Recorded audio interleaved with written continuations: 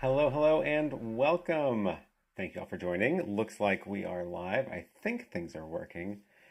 I'm in Copenhagen. I'm seeing dots all over the map. They're really close by to here, which is unusual for me, and that is wonderful. So yes, thanks for joining. And we have, I don't know what we're gonna do today. We have a few things to talk about, I think, and I have a couple of, I have a, hmm, let's call it a little, we almost didn't have a stream today. Let's just say that. We were very, very close to um, having this whole thing just fall completely apart. So, you know, could be, could be worse. But I think we are on. Say hi in the chat if you can hear me. Otherwise, I'm just talking to the air. Okay, uh, Pat says, nice touch with the wallpaper reverse on the TV. I am glad you noticed.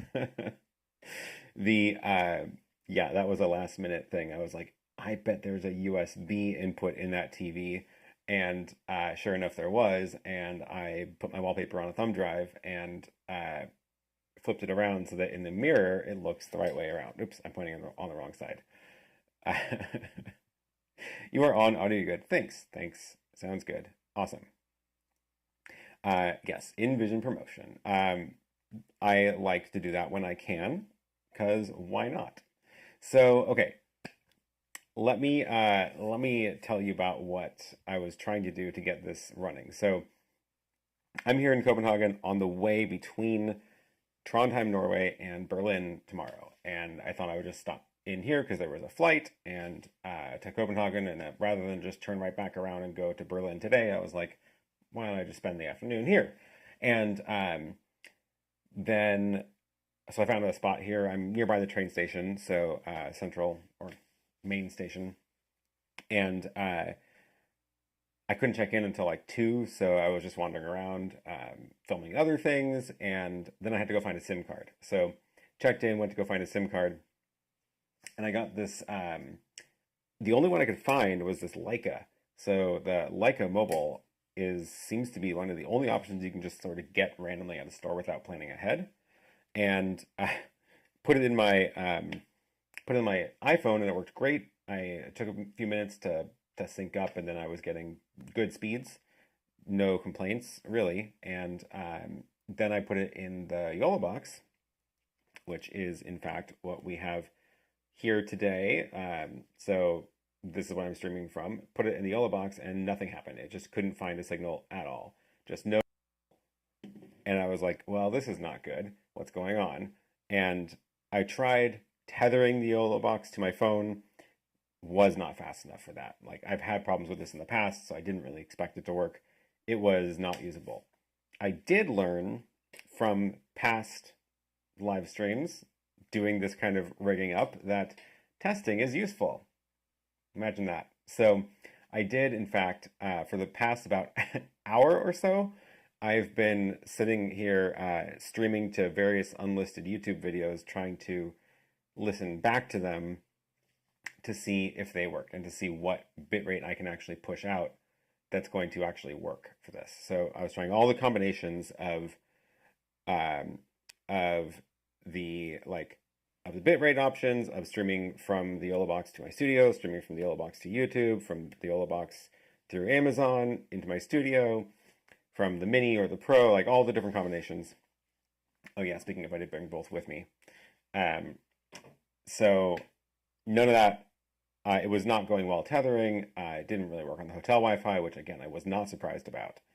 But the one thing that was working was my phone had a great connection. And then I was like, okay, I'm going to test Larix Broadcaster from my phone to see if I can just push a video stream up. And I could, and it was fine. And I was like, this is interesting.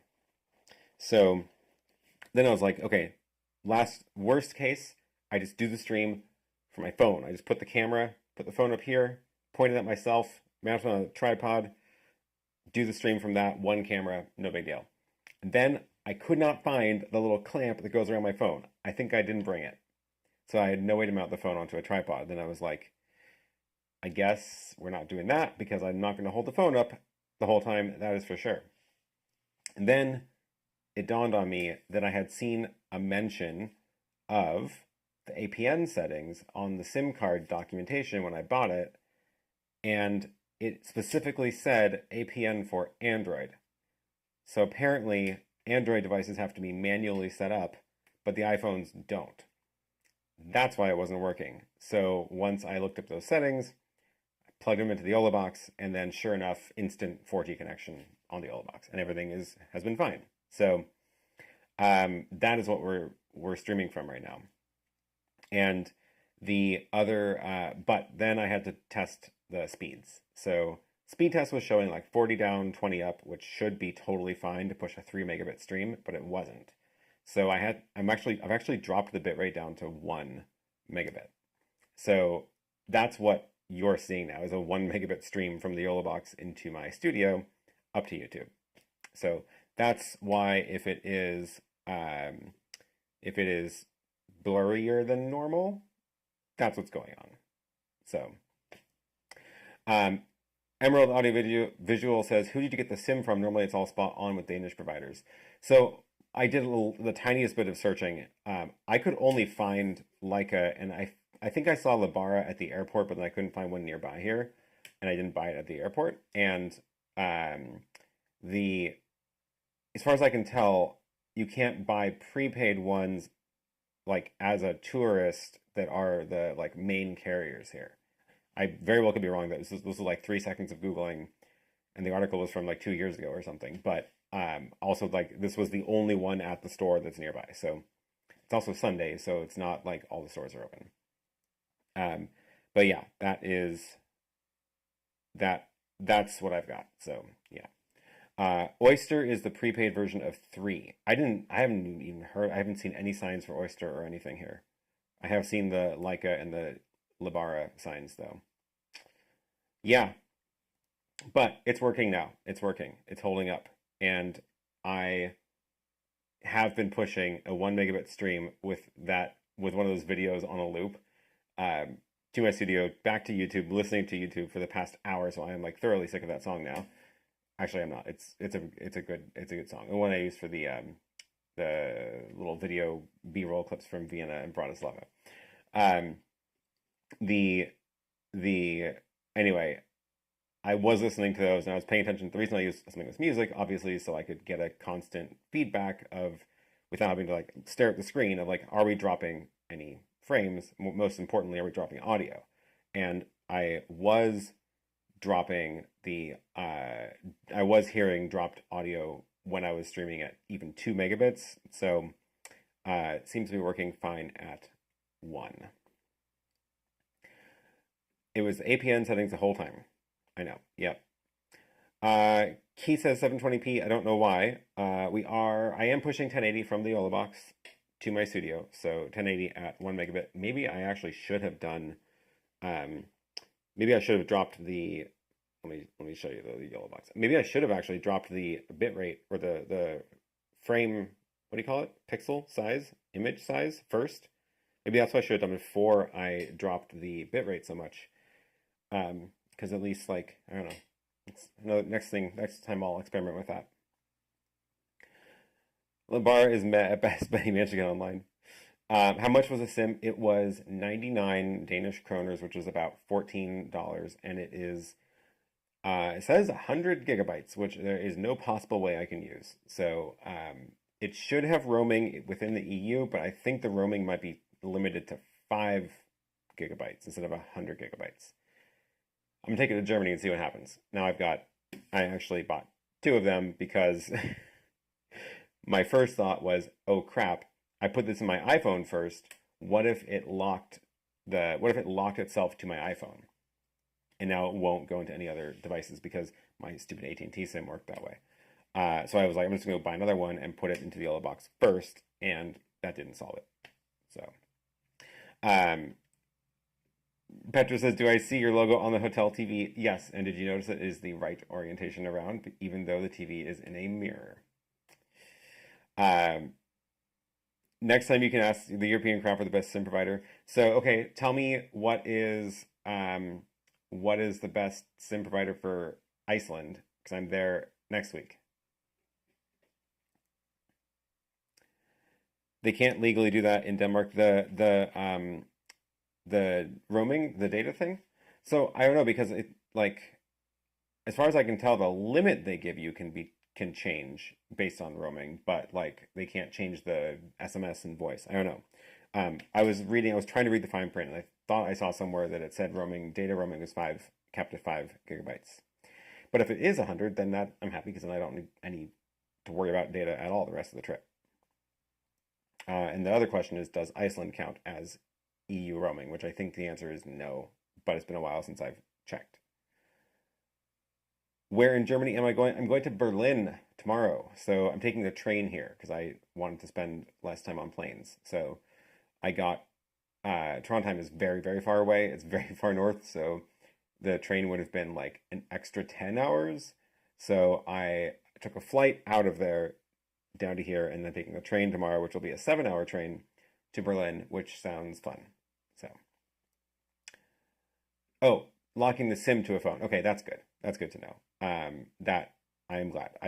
It should not be allowed anywhere, and I can't believe AT&T did that. It's not locked. It's just you have to call them to move it to a new phone. You have to like get them to update whatever the phone identifier is called. I forget. Any paperwork needed to buy those? No, this was just literally I went into a store that's a block away from the hotel, walked in, and they just had these packets, and I swiped a credit card, and that was it.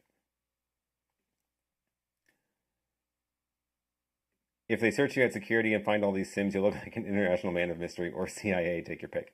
Yeah, and they're all like in my little SD card holder. Where did I put that?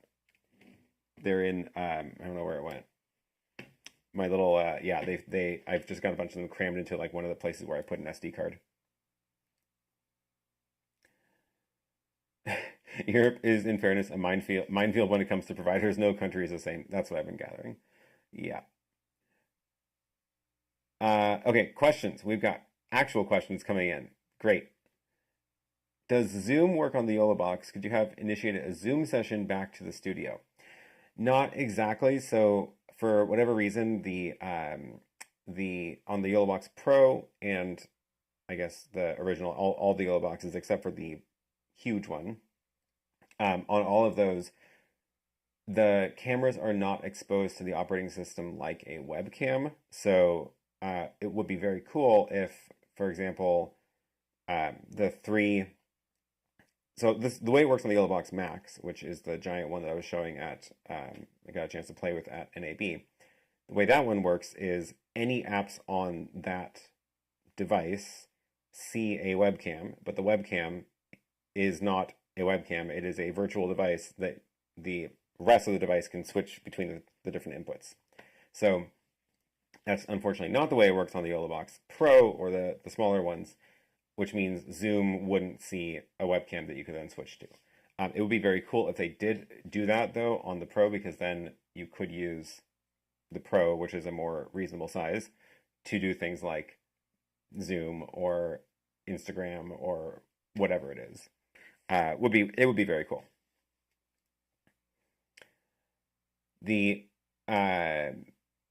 So other fun thing I tried, though, along those lines of getting Zoom back to the studio, I wanted to try, so the way I think I've shown this a couple times before. The way that I am monitoring what's going on in my studio, I'm streaming from the YoloBox to my studio. I'm looking at the multi-view of my ATEM at home, and it's pulled up in VLC. And you can see I've actually routed the web presenter in here so I can see the on-air sign and like the audio levels on the program, because the ATEM is not streaming. But this is my studio, and I can see that everything is on. I've got even a couple of cameras I left on there, and so this one over here is the YoloBox streaming into the studio. So that's so that I can see that there is in fact a link and seeing this multi-view. So this is pulled up in VLC, and in VLC it works, but one of the problems is it's not super tolerant of network failures. So the RTSP feed is like, it'll drop out sometimes, or it'll, that was the big weak link at NAB, was I wasn't able to have a consistently reliable view of that. And the so it does work here. Like, it has been working at the hotel because the hotel's Wi-Fi, which is what my computer is on, is good enough to have that pulled up. But I wanted to try to see if there was another way of handling that, which was to actually use video.ninja or Zoom, for example. And I actually tried video.ninja earlier, like an hour ago, and went into remote desktop on my computer at the studio, pulled that up, routed the multi-view into as a webcam into that computer, and then pulled up the view of it here. And it worked for like 5 minutes, and then it just fell apart. And I don't know why. It was super unreliable. Also, it uses the codecs that it uses for audio really mangle the audio compared to the RTSP encoder for whatever reason. So the audio monitoring was not reliable. I didn't couldn't trust what I was hearing from the video.ninja feed, so that was kind of defeats the purpose. Next time I might try Zoom, see if that's better, because they do handle poor networks really well for meetings, so I assume it would probably work fine here. But in the meantime, the RTSP feed is working for me now, for whatever reason. This network is apparently good enough for that. How is the Mint Mobile SIM? Does it work with the YoloBox Pro? So I have a Mint Mobile SIM for my main, like my actual cell phone. That's my plan that I use in Portland all the time, and actually all over the US. And it's great in my phone. It works very well. I really can't complain about it. It's not the most cheap if you go over what you've committed to. So they have like these buckets you buy, so you can say I want 15 gigabytes a month or 5 gigabytes a month, and those plans are very reasonable. But if you go over those, then it gets kind of expensive to add on additional data in the month. So it's like $300 for the year for 15 gigs a month, and I've just been buying that now.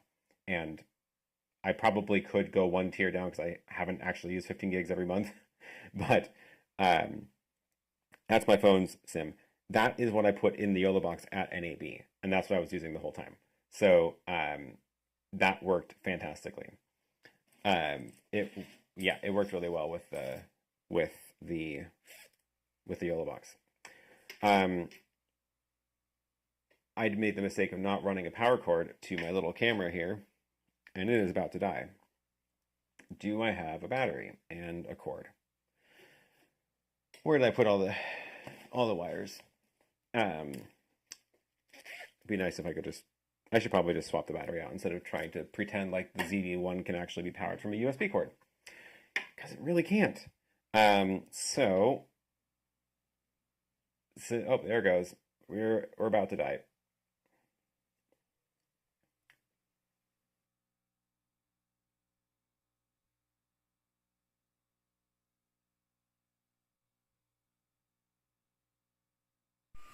Now you get the in-camera audio from my Lumix, and you can watch me change the battery ever so slowly.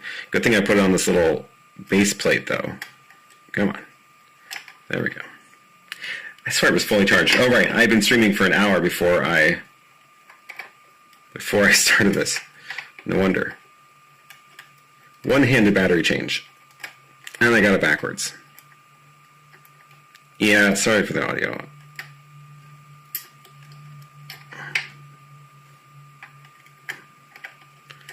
One-handed live battery change. There we go.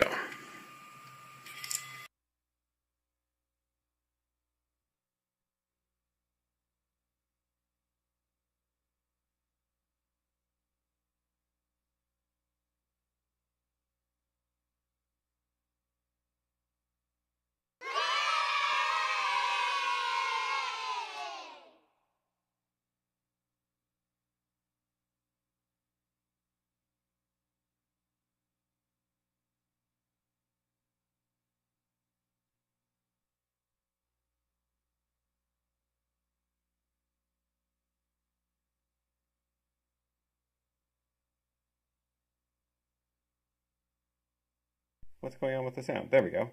That was weird.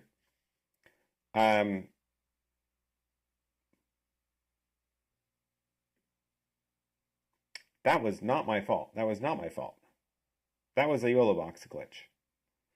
So what I did was right when the camera came on, I switched back to HDMI 1 and I did press the on button there. I was paying attention. I pressed that, went to that camera, and then it did the little banner at the bottom which says no sound. No sound coming from the camera. And I saw levels on the camera, but it just wasn't enabled.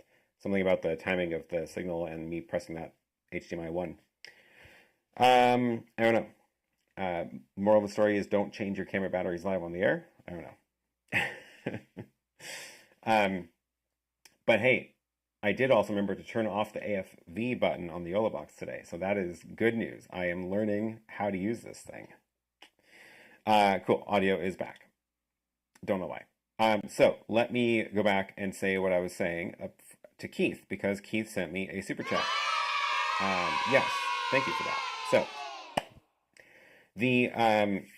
yeah, YouTube just decides to pick a resolution when you connect your phone, and I don't know what it's based on. Probably the network bandwidth that it thinks you have. So if you ever are looking at someone's stream and you're like, why is it so blurry? First, before commenting on their video, make sure that your YouTube is set to 1080, because I've actually had a number of times people being like, why is your stream at 144p? Why is it so pixely? And I'm like, oh crap, it's probably my fault because I'm doing random things and I'm breaking my setup all the time. And then I check everything and it's fine. So you should edit together a supercut of all the on-air real-time fixes you do. That would be fun. That would be super fun. Why are the chats? Oh, the chats are showing up. I keep doing that. I keep looking at the wrong thing. I need to, okay. Speaking of on-air fixes, we're going to fix this right now.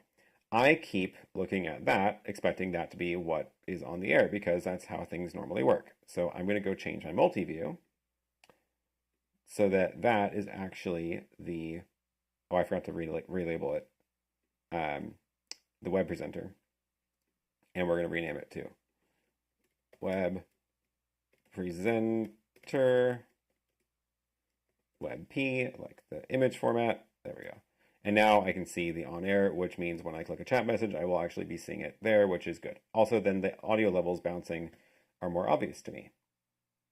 That is much nicer. And now that I did that, awkwardly holding my camera, I forgot that I actually plugged my computer screen in here. I could have just done it this way, which would have been a lot nicer. Anyway. Yeah, so go into your YouTube settings and turn the highest resolution. That's how I fixed it. It seems to adapt. So I've definitely seen it like just drop down randomly. So I don't know if there's a way to like force it to a default, but yeah. I mean, it's normally good that it adapts so that you don't end up buffering the stream. Richie says, I have an important question. What is the name of the device or software that allows you to broadcast to Instagram? Okay, so this is going to be fun.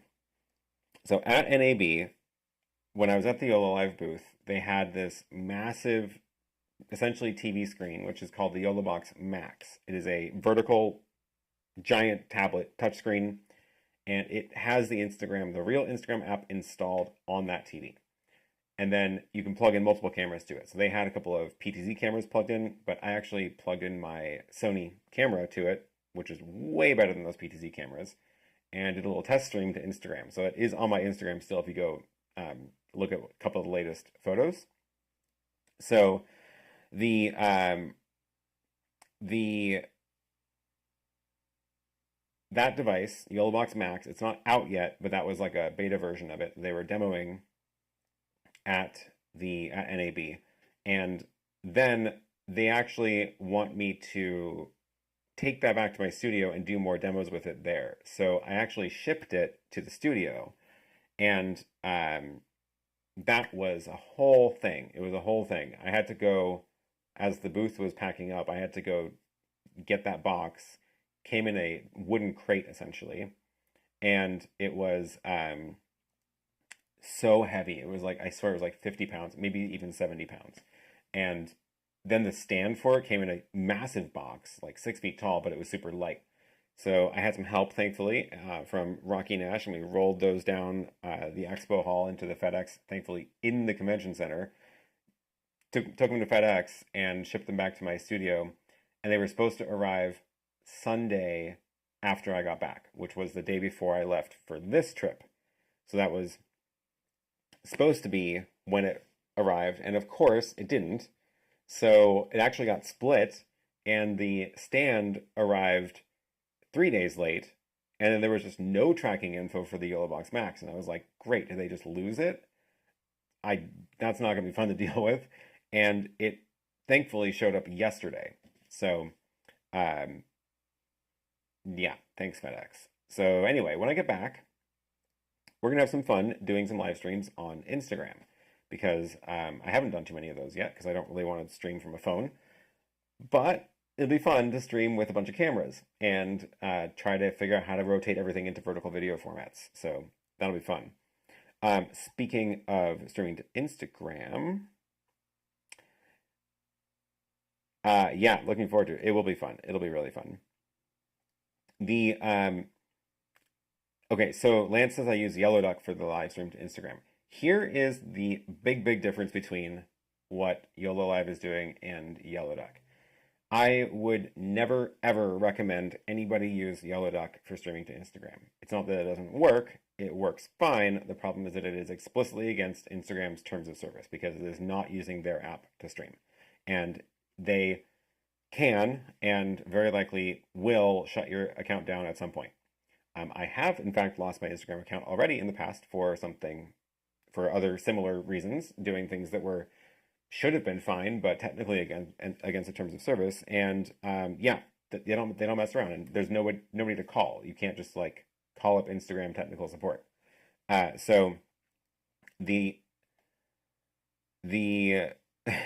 yeah, is it true that you could end up in Instagram jail to stream? So yeah, if you're using YellowDuck to push to the RTMP endpoints of Instagram, it's 100% not allowed to do that. That's why you can't find the RTMP endpoints if you are in your Instagram app and going through the settings, because they don't want you to do that. What YOLO Live is doing is theoretically okay. So we'll see how it goes, because it is the Instagram app on that device. It is an Android device, and they've installed the Instagram app onto it, and then you just log into it like normal. So as far as Instagram is concerned, it is an Android device. It is running the Instagram app, and they are streaming from the Instagram app. It just happens that that particular device, instead of a built-in camera, has HDMI inputs, and you can switch between them, and the app sees only one camera feed. So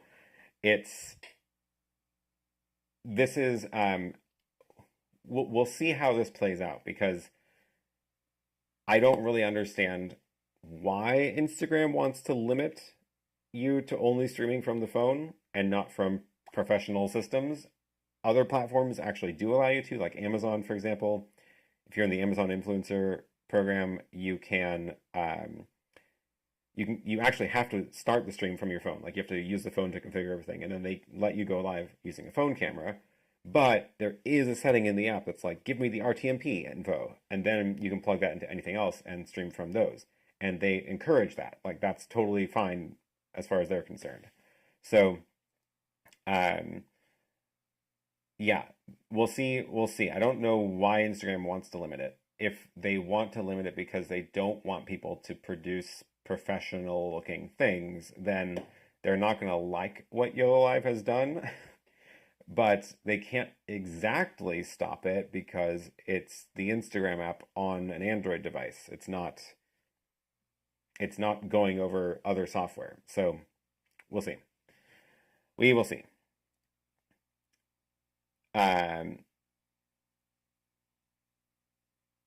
FedEx in Portland sounds nearly as bad as USPS where I live. Yeah, we have a big distribution center in Portland. Things get stuck there a lot. Scrolling back through here. Oh, I missed this one earlier. For Germany, the issue is they want your passport to sell you a SIM, but you may be able to pick one up in a German Aldi store, but without the hassle. For Germany, I'm set because these will roam to it, and even if it's only 5 gigs, that's fine, that's enough. But I also have an eSIM on my phone, so I'll be fine for Germany. I more care about Iceland now because that is next Sunday. I'll be in Reykjavik. Roland says I power my ZV-1 via USB-C all the time. It's not USB-C, is it? I thought it was USB-A. Yeah. The E10 is USB-C. I have had bad luck with it. I don't know why, and I have given up trying. Okay, back on the Instagram. Best to use a disposable account for testing. Well, I've already done one with their giant device on my main account. Nothing happened. We'll see. But yes, don't use YoloDoc. Yeah, never had much of an issue, but that's the thing, is that it works. It is functional, but if they decide they don't like you doing it for whatever reason, then you have no excuse. You can't get your account back, which is theoretically true with the YoloBox Max too. If they're like, we don't want you to use this giant thing, they could try to block it somehow. But yeah, we will see. Okay, I missed something again earlier. There was, how are you using your setup in the studio? Through VPN. When I use a VPN for my home, it gets cut and switches to local machine input. Remote machine is Windows.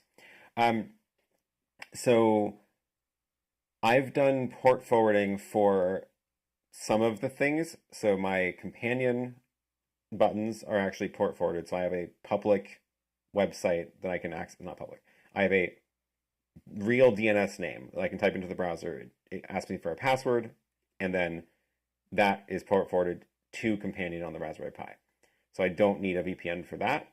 And then I've done the same with the RTSP feed. So I don't need to be on the VPN in order to access that.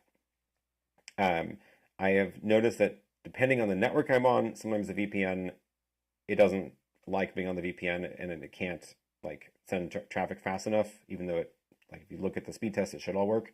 So port forwarding have had better luck with that on the flaky connections. On a good connection, the VPN is great because like I have my home and my studio connected over VPN at the routers. Like the routers are linked over VPN.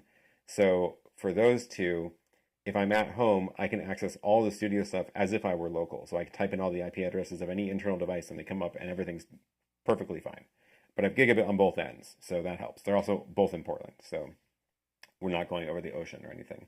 But yeah, so for this, I'm not using a VPN for the multi-view to look at the multi-view. That's just an RTSP encoder.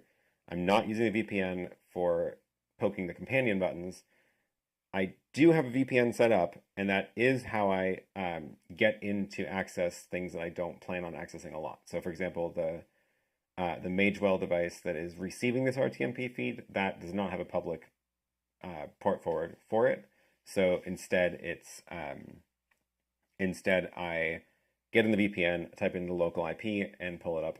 Same with the ATEM, actually. So I don't have, because the ATEM doesn't have any access control capability at all. So this software interface, when I'm looking at the ATEM, including all the media, this is actually over the VPN. So I've typed in the local address of my ATEM.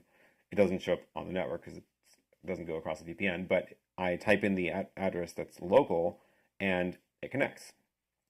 If I'm on a bad connection, this will, it has to send pings all the time back and forth, and it will think it's disconnected and it'll like flicker a bunch, which is really annoying. And also the media pool, if the network is really bad, the images may take a very long time to load. And that was what was happening at NAB. It was bad enough that wasn't working, but it's working great here. Even the audio tab, I can see the audio levels bouncing around here. So most of the stuff does work over the VPN, which is nice. Some of it just requires a good internet connection for it to work.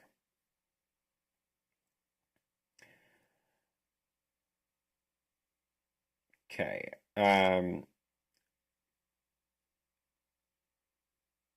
Sony is picky on the power supply. I had it overheating with the Sony brick and works just fine with Evergreen 4X USB 2.4.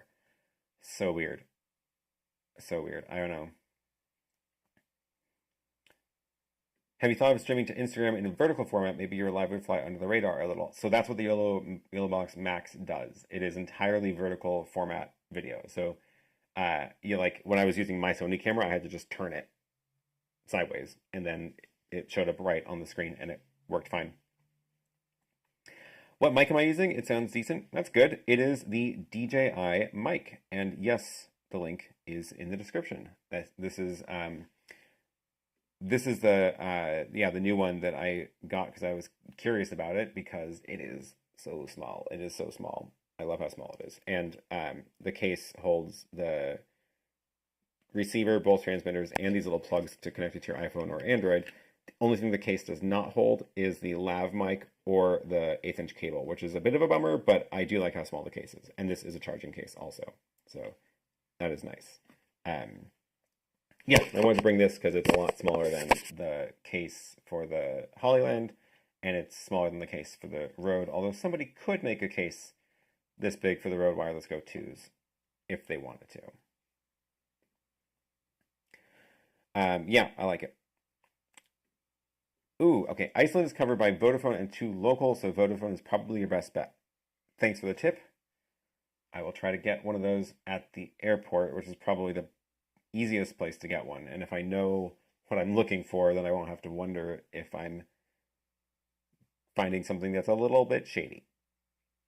DJI still have no stock on the mic in Europe. Oh, bummer. I've had it on pre-order since November. Wow. That's a long time. That's a bummer. I got it. I did not pre-order it when it was announced. And then as soon as it popped up, I saw it pop up in stock somewhere. And then I also didn't buy it, but I pre-ordered it right after I saw it in stock. I think it was probably B&H. I saw it in stock, didn't order it. A couple days later, I was like, yeah, I'm going to get it. Placed a pre-order. It was like waiting. And then it showed up like only a couple days later. Well, maybe like 10 days. Oh no, the mic in the case connected for a bit. I forgot that when you open the case, it turns on the microphones. I need to remember that. Okay. Yeah, I like the design. I know, it's a really nice looking thing. I'll show you the other half of it too, because I have a camera and I can do that. Let's see if we get the focus on this. Yeah. That is the receiving end. Oh, focus. Okay, this is the Lumix camera, and the focus is not the best.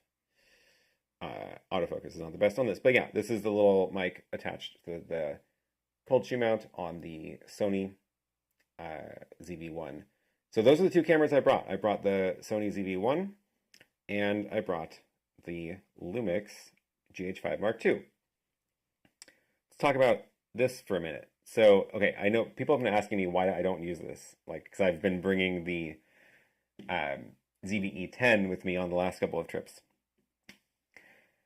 The reason I've been bringing the ZV-E10 is because, one, the autofocus on the Sony cameras is better, hands down, than the Lumix GH5 or any of the Lumix really. So, definitely useful for that. The E10 has interchangeable lenses, which is nice. So I brought the 16mm big Sigma lens, which ironically makes it close to this size, but not still smaller than this. And then the little kit lens packs down really small.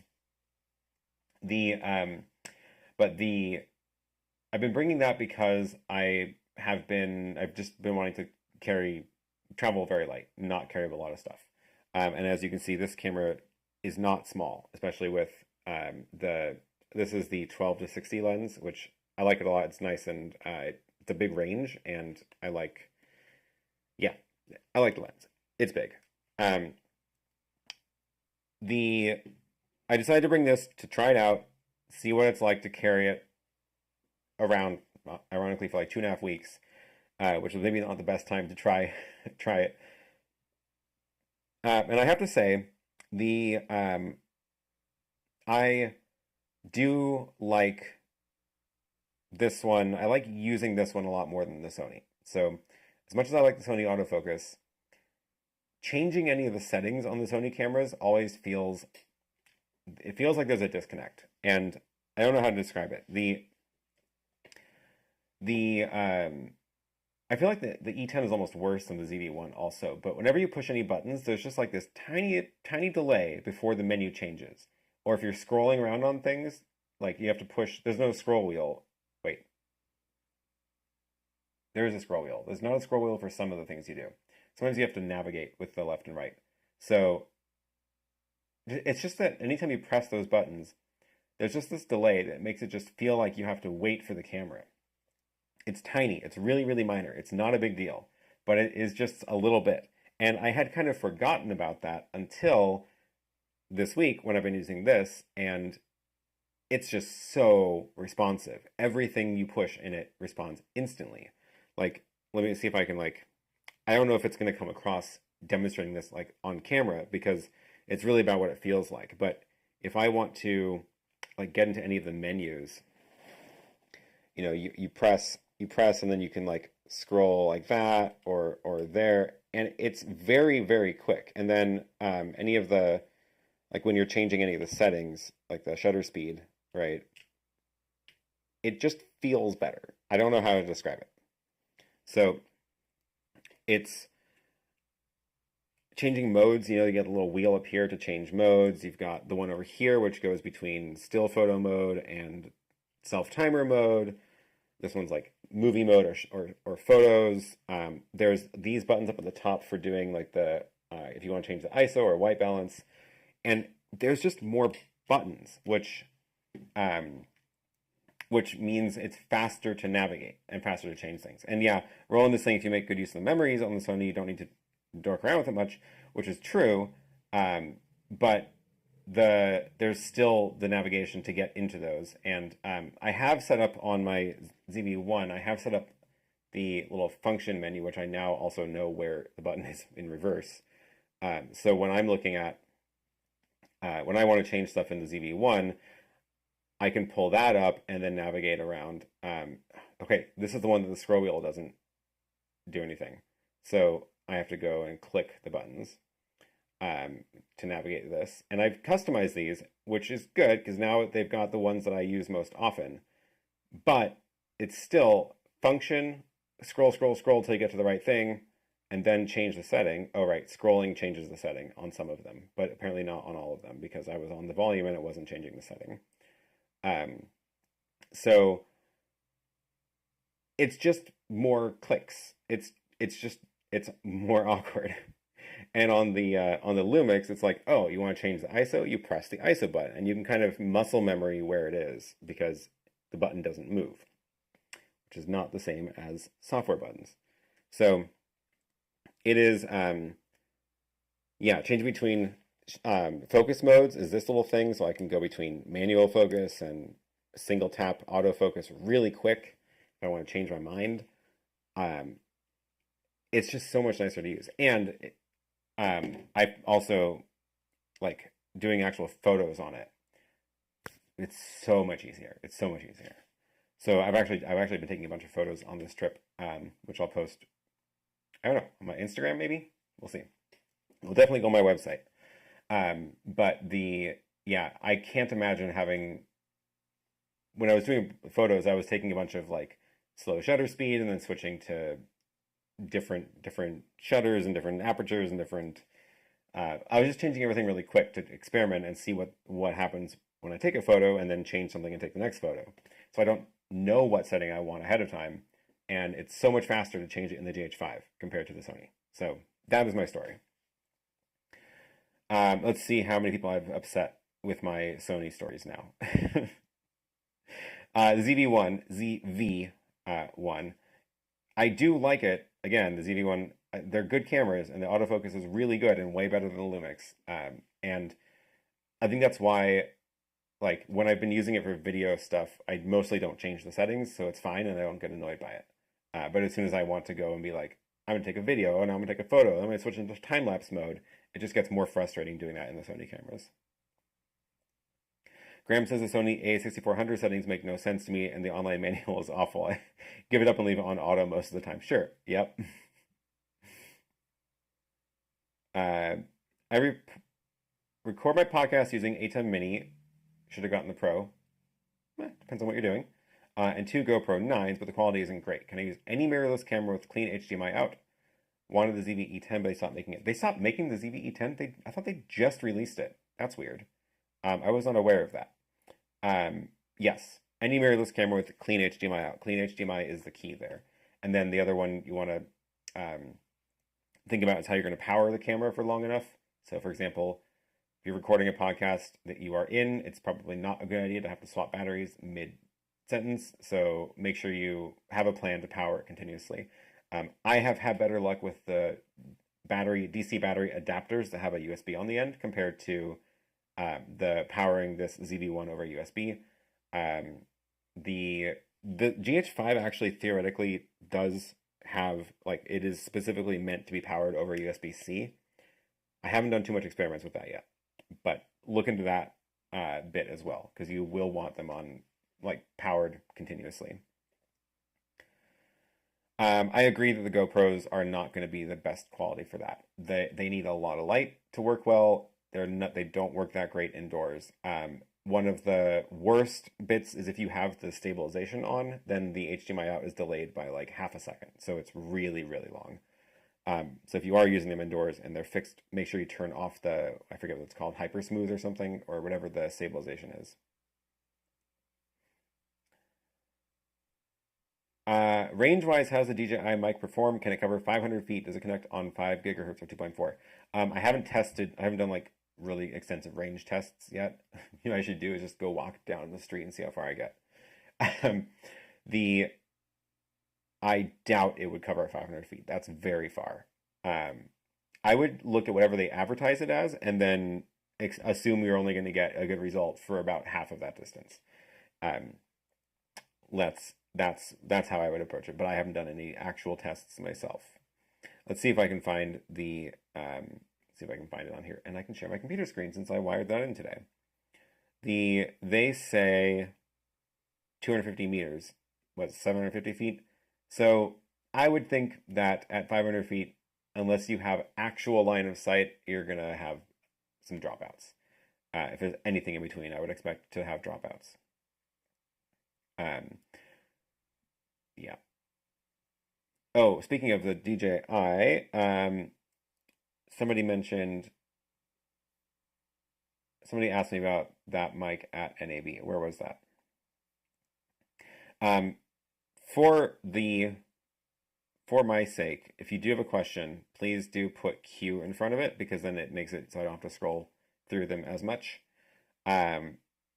So yeah, please do that if you can.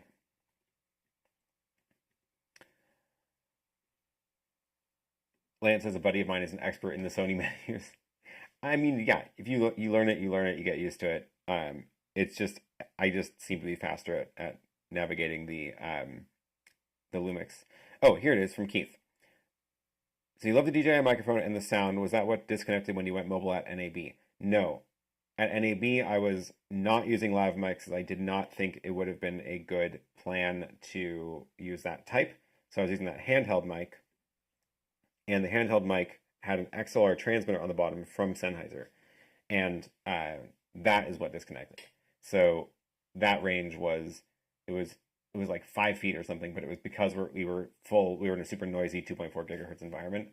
I should do more tests with that back at the studio once I actually have more than like 2 days in a row, to see how much of a range I can get out of it when we're not in a noisy RF environment. But that's what that mic was. And Sennheiser MD46, the handheld with a little transmitter. I did bring the DJI microphone to NAB, and I never took it out of the box because I didn't think it ended up just not making sense to try to use a lav.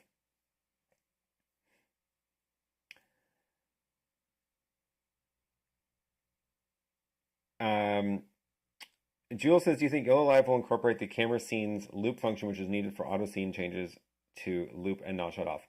I sure hope so, because it's really, really weird the way it works right now. This is new in the YoloBox. I don't have that screen shared, so I have to do it through a camera.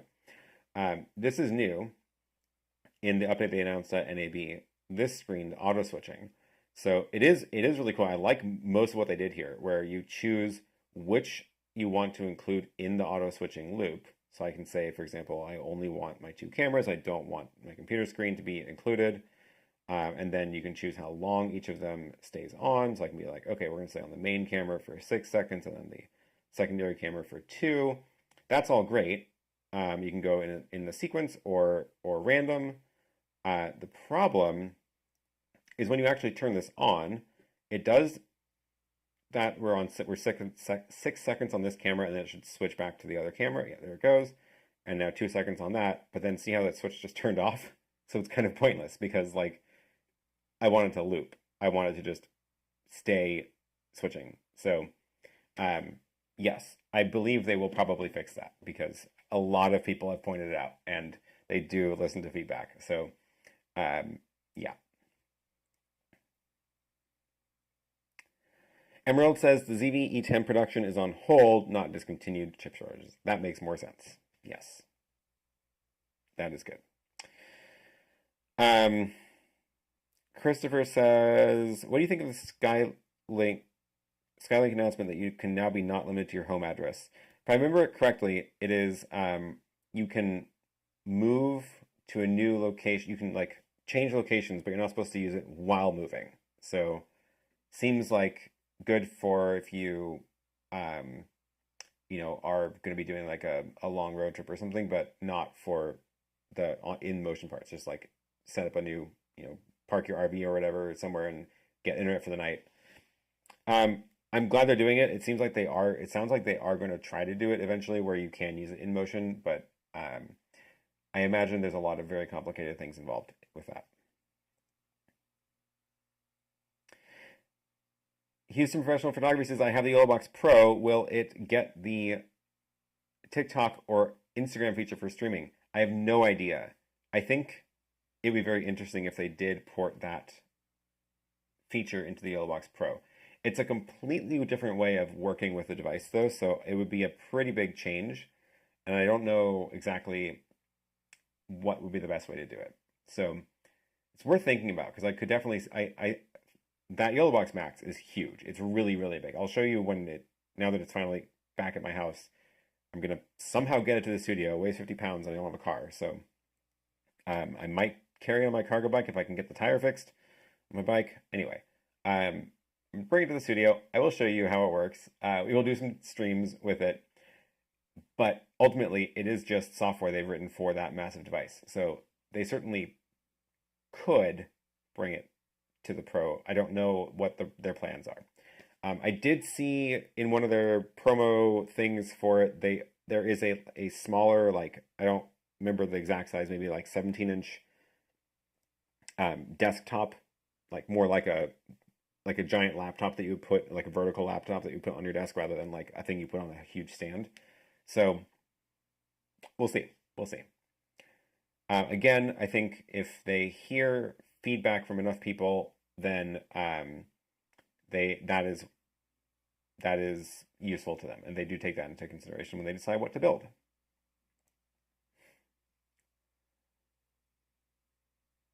Okay. Chips shortages, yep. With all the traveling you've been doing, what is the most important feedback or improvement suggestion you have regarding the YoloBox?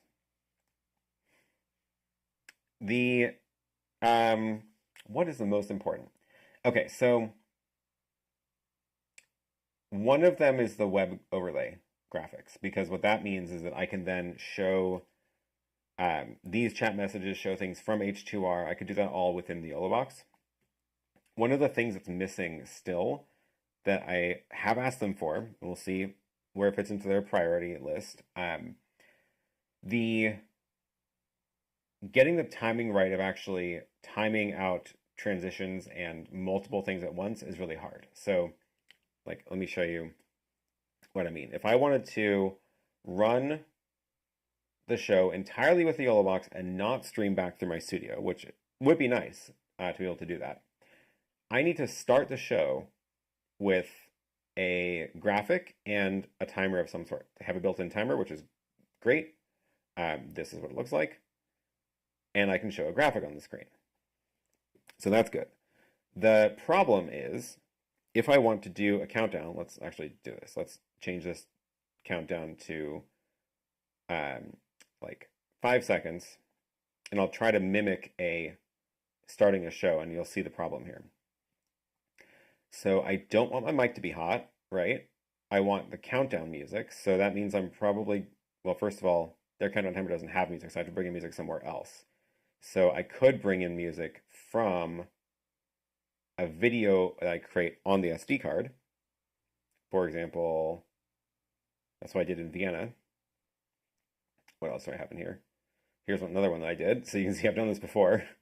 Here's a SD card video, but now I don't really get to like choose where that starts. It's just a 2 minute, at least I can see this now. I can see that it's 2 minutes and 55 seconds.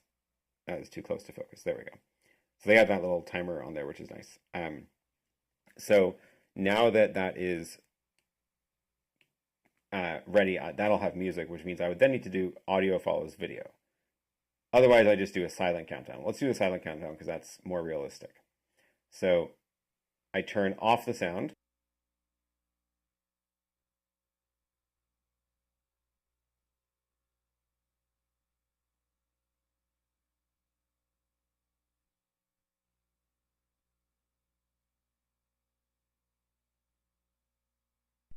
So, okay, you can see the problem. I can't do it fast enough. I'm going to do it without the logo, which, let's do this again. 5.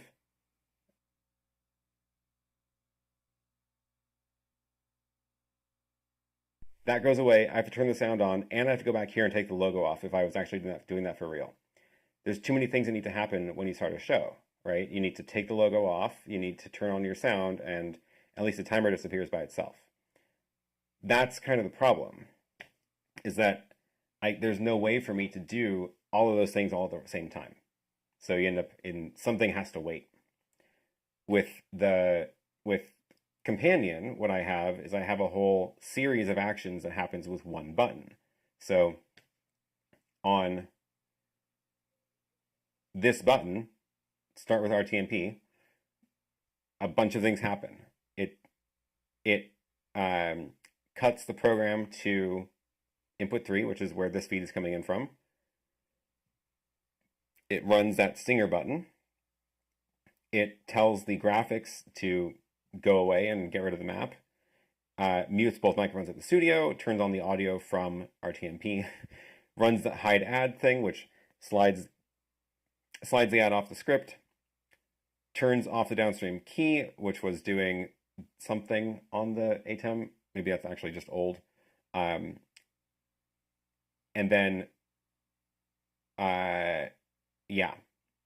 So that's how I start my show. And all that's one button.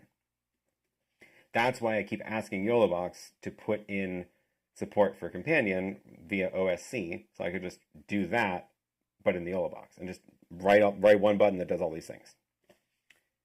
That's what I will say. So,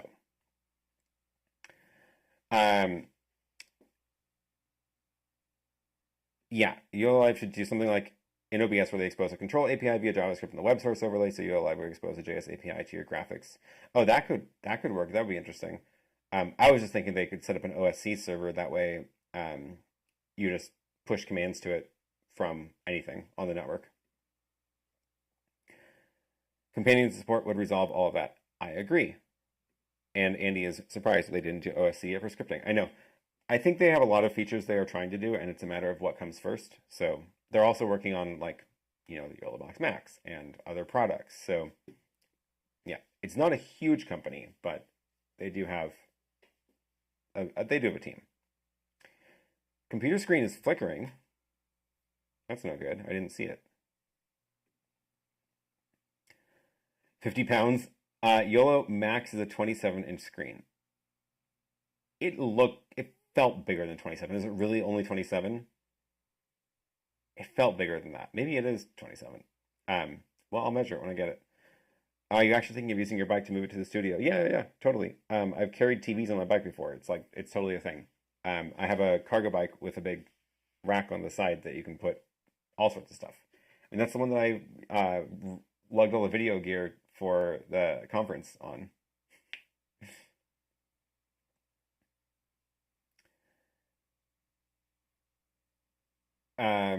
Any feedback on the video playback on the YoloBox? Oh, Max. I did not see that option, but I didn't get to play with the graphics menu because it instead of SD card, you have to load them in through your online account, and they didn't have any in the sample account they were using. So not sure about that. But that does remind me on the YoloBox Pro, the other feedback I have on video playback is I need the option for it to not go back in loop. So if I'm using it for showing a clip of something or a countdown timer, I need the option to have it just stop playing at the end of the clip. Or even better would be to auto switch back to a specific camera or the last used camera or something like that. So when I'm showing little video clips on here, I want to tap the button, let it play out the clip, and then as soon as the clip is done, right at the right time, switch back, right? So it's really hard to do that right now because you have to do it yourself manually. So a couple of these little things would make it a lot easier to use. That'd be really nice. Oh, Mini, not Max. M now it means both. No, I have not heard. I haven't seen any updates for it, but I also haven't checked for updates in about a week. No, I haven't checked for updates in about 4 days. So if they have updated anything in the last 4 days, I wouldn't know about it. No, it has been about a week. Yeah. I hope they add video playback to it again. Pretty excited for YoloBox Pro streaming some weddings. That's awesome. I'm glad you have work coming in. That is fantastic. How big is this thing? It's not small. You can go look at my Instagram because I did a demo there standing next to the... Here, we'll go look at it together because my computer is wired in. And then you can tell me if it's flickering again. Maybe it's that I've compressed it down to 1 megabit a second, so it's just getting a really bad compression artifacts. This is the video I did at NAB with the YoloBox Max. So if we look at this, once I figured out if we were live, somewhere in here is when I changed cameras to the other camera, which was looking at it. So let's see. There we go. That's how big it is. Yeah, it's not small. There, I'll pause it there. And it's on that giant stand, which was nice for the show, but maybe not what I would mount it on at home. Maybe it is 27. It's hard to tell. We'll find out. But yeah, it's like it's huge. Think of it as a YoloBox, but it's also a confidence monitor, and it's something that you would use from like 15 feet away. So the little screen wouldn't really be useful.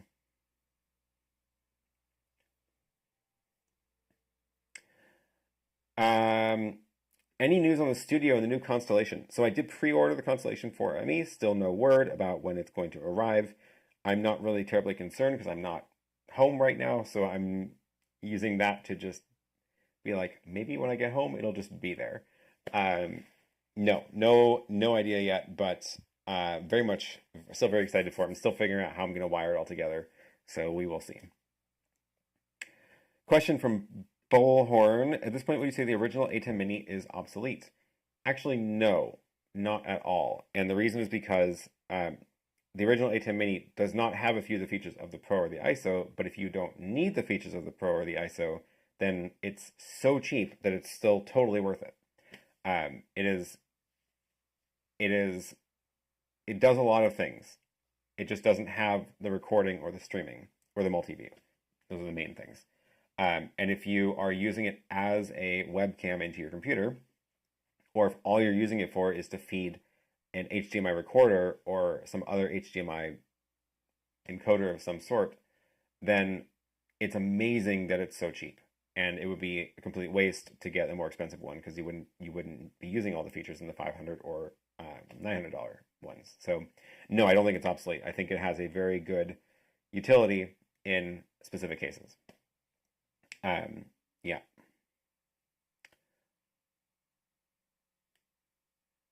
Pair the original ATEM Mini with the YOLO Mini. That is totally a good combo. That's a perfect example of the YoloBox Mini is essentially right now, at least, it is essentially a one camera encoder, one camera live streaming encoder with, again, multi-streaming built in. You can add graphics, do the countdown stuff.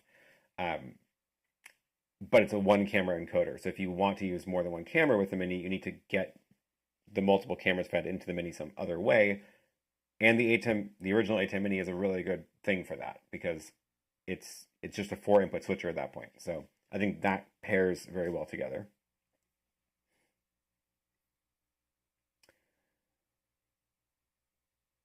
I'm not sure what you mean by this. Couldn't you just record something into a video? Not sure what you mean, sorry. Here they say 6 to 8 weeks delivery time. Oh, yeah, and I got the big one too, so it might even be longer. You need USB-C power delivery 9-volt 3 amp, 30 watts to power the GH5 II and GH6 via USB-C. Good tip. So think of it as like, I guess like an iPad power supply, is that right? Yeah. What's the best wide lens for the Blackmagic Studio cameras? Will Micro Four Thirds limit me a ton with studio lights? With studio lights, I don't think you're gonna have any problem at all. All of my cameras at the studio are Micro Four Thirds, and I don't have them totally open. I don't have the apertures totally open on all of them anyway. But let me think. I really like the 15 millimeter Lumix lens. It's not cheap, but it's really good, and that's what I use on the main camera. 15 millimeters is pretty wide, but not so wide that it starts looking distorted.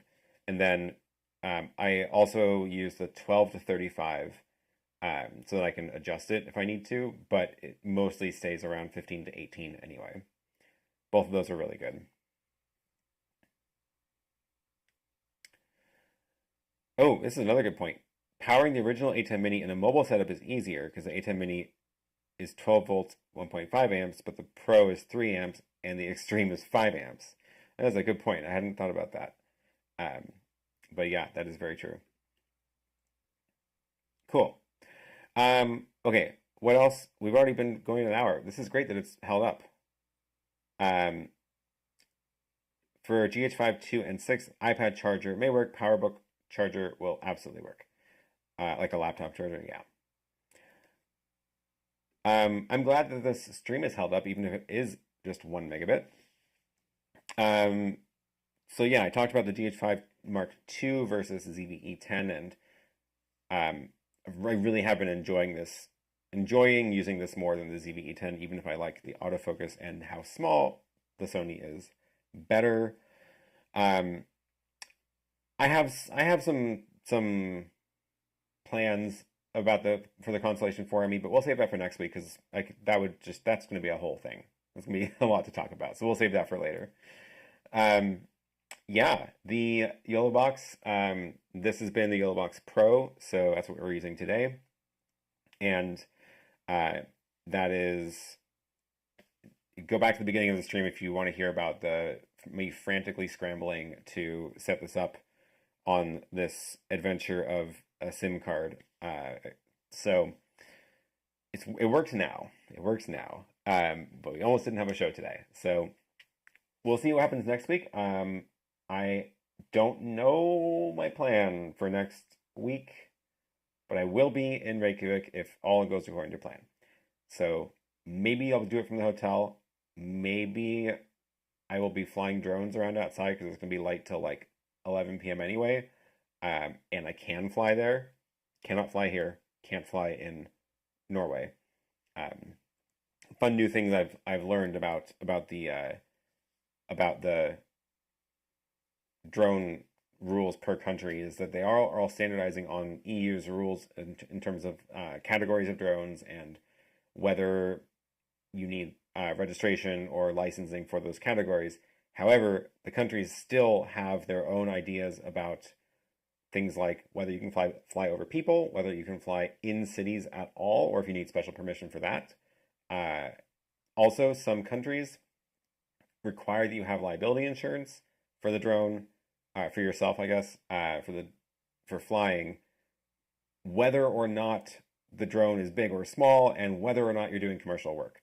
And every country seems to have a different idea of when you need these. So it is complicated. But what it means is that I do not have all the things checked off in order to be able to fly in Norway or in Denmark. Certainly not in Germany. They are very strict.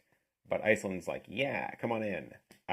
So that's why I brought the drone. We will have some fun with that later. Emerald says, I run the ATEM Mini in a backpack setup of a power bank. Cool. That's super cool. Okay, that's awesome. Oh, I think CrossLight17 is asking if you can record a video to start a stream with the countdown clock and perfectly timed music. Yes, so that's what I've done a couple of times. The problem is you still have to switch off of that at exactly the right time, because otherwise it loops back to the beginning. So put some extra couple seconds of black after your countdown runs out. That way you don't accidentally tap it too late and it starts back again. But at least then it will, you can use audio follows video so that the audio changes at the right time when you cut the angle back to your camera, and the graphic and the countdown all ends at the same time. That is a good way to do it. I did it that way in Vienna. So scroll back to that stream if you want to see how that worked. That was my stream, right? I definitely did it for Lily's stream that way. Now I'm questioning whether I did it on my stream. I think I did. So it's almost great. It also means you have to like do the annoying step of rendering on a video first too, which is, yeah. Eric, thank you for the super chat. Thanks for bringing us along on your world travels from Finland to Bratislava, Wien, Las Vegas, and Copenhagen. 1 megabit is fine for YouTube stream for Sunday afternoon. Well, thanks. I appreciate it. Hopefully we will add Reykjavik to the list now. And yeah, hopefully that will work out as well. And then who knows? Hopefully I get a couple of weeks in my studio again. It's going to be an adventure setting up the Constellation HD, let me just say that. I think I'm going to use that as the excuse to redo the physical layout in there too. I'm going to do those together because there's no point in redoing all the wiring if I'm going to also then move everything again. So that'll be fun.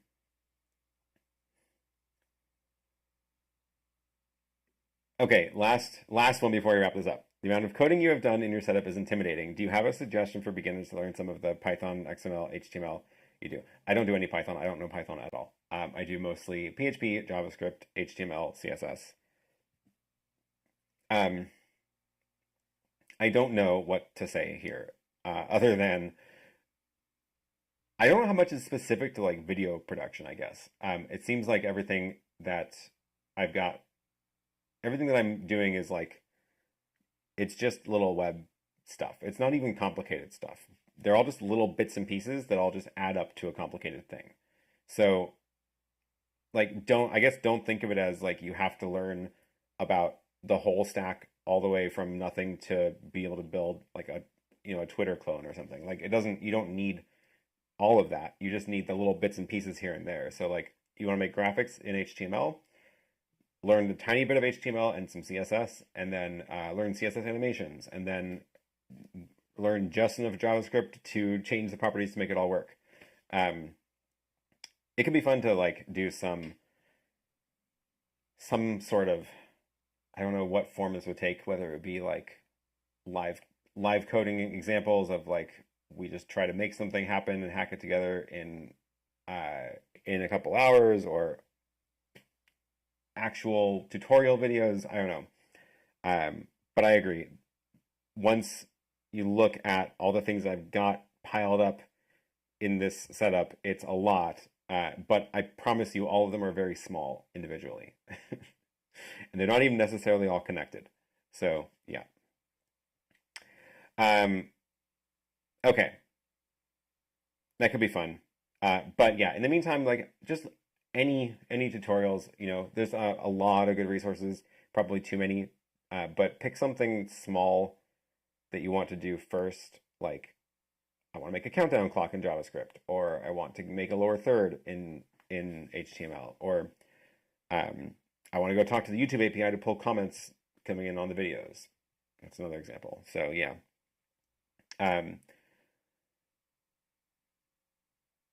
Another good one, getting some fun with home automation is a nice way to get a grasp of how to automate things. That's also a good point, because that has the nice thing about that is it's very rewarding in that you can do small things and have them see the effects very physically.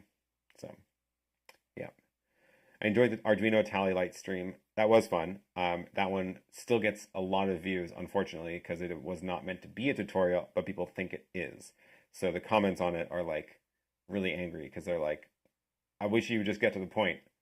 Why this doesn't work anymore because such and such changed versions. I'm like, yeah. So I don't know if YouTube is the best venue for those. I will just say that. Couldn't you record the intro as a video to use? Yes. Okay. So we talked about that. Thanks. It could work. It's very close to being the best way to do that. Okay, we're gonna wrap this up. This has been fun. I'm glad this held up. Thank you for joining. Thank you for the super chats. Thank you for tuning in every week. We'll be back here again next week with any luck in a new location with maybe a new setup. We'll see what happens. Otherwise, I will see you again once I'm back in Portland, and maybe we'll get to talk about ATEM Constellation HDs pretty soon, because I'm looking forward to mine coming and getting a chance to play with it. All right, thanks everybody, and yeah, have a great rest of the day.